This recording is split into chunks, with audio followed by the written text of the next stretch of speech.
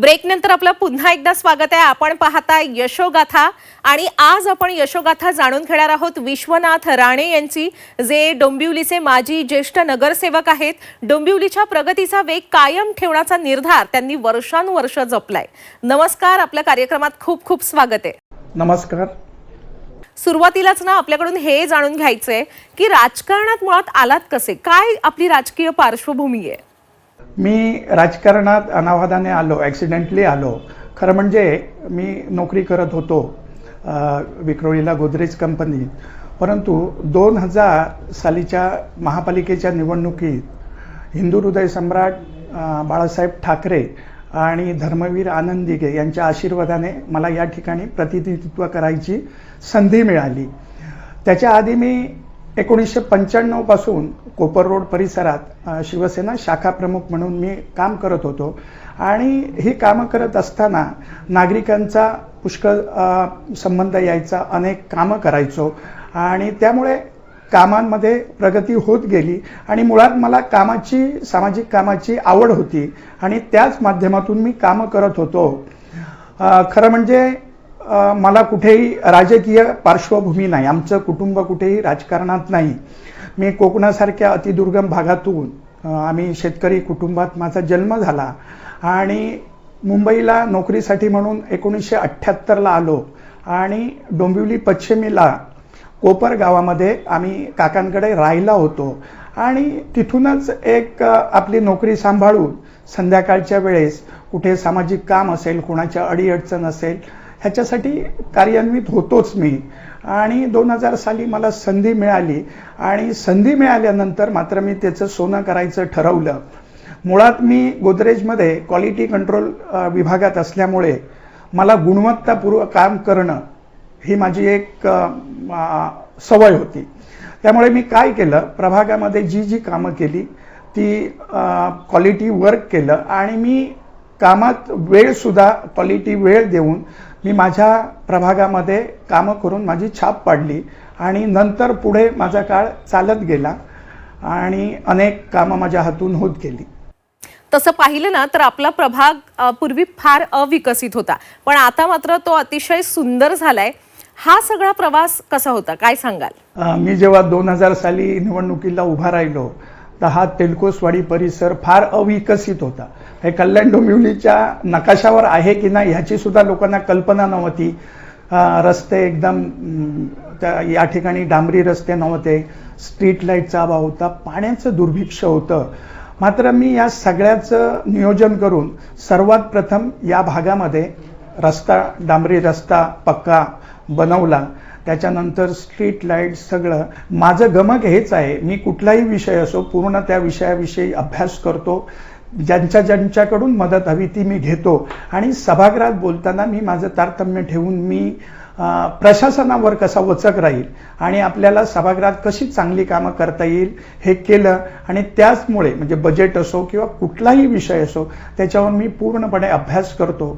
आणि 2.5 वर्ष विनीता राणे म्हणजे माझ्या पत्नी यांना महापौर असल्यामुळे सुद्धा माझ्यावर मोठी जबाबदारी होती। आम्ही दोघंही एकाच सभागृहात होतो, तर त्या सुद्धा नवख्या होत्या।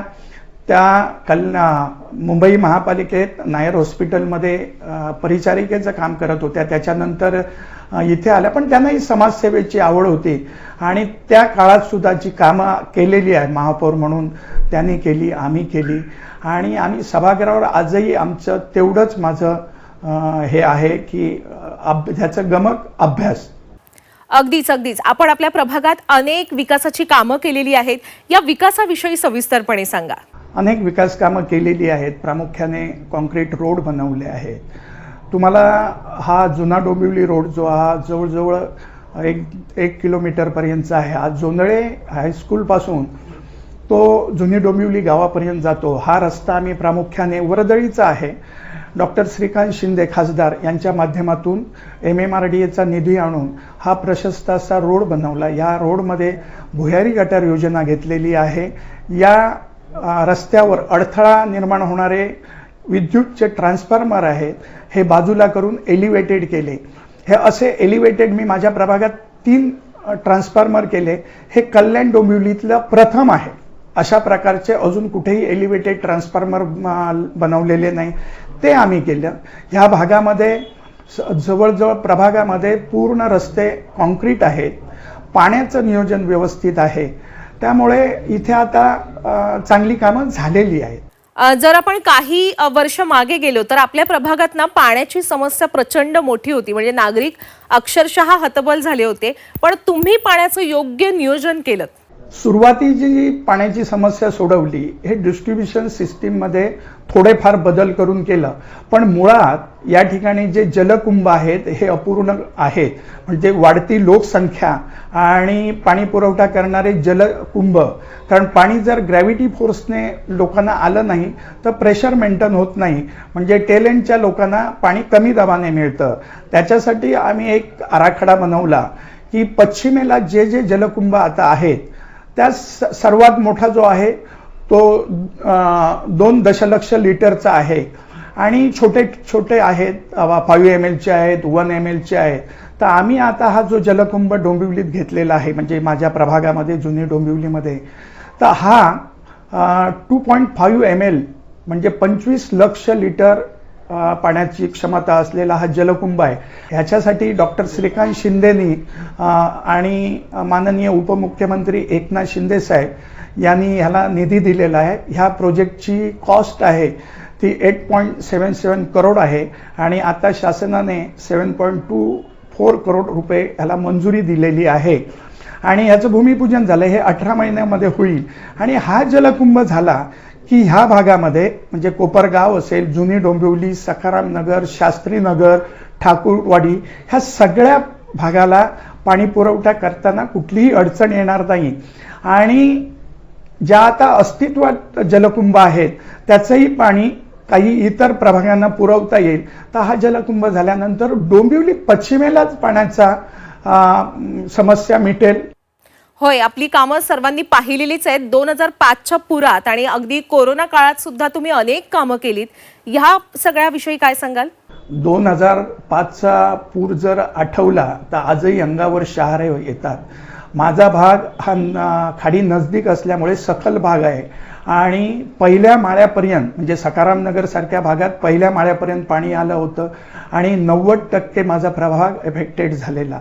त्या काळात आम्ही जे काम केलं म्हणजे माझ्या कार्यकर्त्यांनी, माझ्या टीमने, ते आजही लोक विसरू शकत नाही अशा पद्धतीत केलं. त्याचबरोबर तेव्हा जो शासनाकडून मदत कार्य होतं हे आम्ही प्रभावीपणाने राबवलं. लोकांना तेव्हा खाण्यासाठी ज्या ज्या वस्तू हव्या होत्या त्या आम्ही पुरवत होतो. अनेक जणांना या पुरानंतर लेप्टोसारख्या आजाराने सुद्धा ग्रस्त झाले, त्यांची शुश्रूषा करणं, त्यांना मदत करणं आणि लोकांचं सामान सगळं वाहून गेलं होतं, कागदपत्र. त्या काळात आमच्या टीमने, माझ्या सगळ्या सहकाऱ्यांनी एवढी मदत केली, आजही लोक त्याची आठवण काढतात. जर आपण पाहिलं तर डोंबिवली असा भाग आहे जिथे विविध जाती धर्मांचे लोक अगदी एकत्र येऊन नांदतात, एकत्र राहतात. या विविध जाती धर्मांच्या लोकांचा आपल्याला कसा पाठिंबा मिळतोय? माझ्या प्रभागामध्ये वेगवेगळ्या जाती धर्माची पंथाची लोक राहतात, पण आम्ही ह्या भागामध्ये सगळे मिळून मिसळून राहतो आणि एकोप्याने राहत असल्यामुळे आमचे संबंध एकमेकाशी अत्यंत चांगले आहेत. आम्ही वेगवेगळ्या धर्माच्या असतील किंवा जातीच्या असली काही महापुरुषांच्या जयंती हे सगळे कार्यक्रम करत असतो. त्यामुळे येथील लोक सगळे आम्ही एकोप्याने राहतो.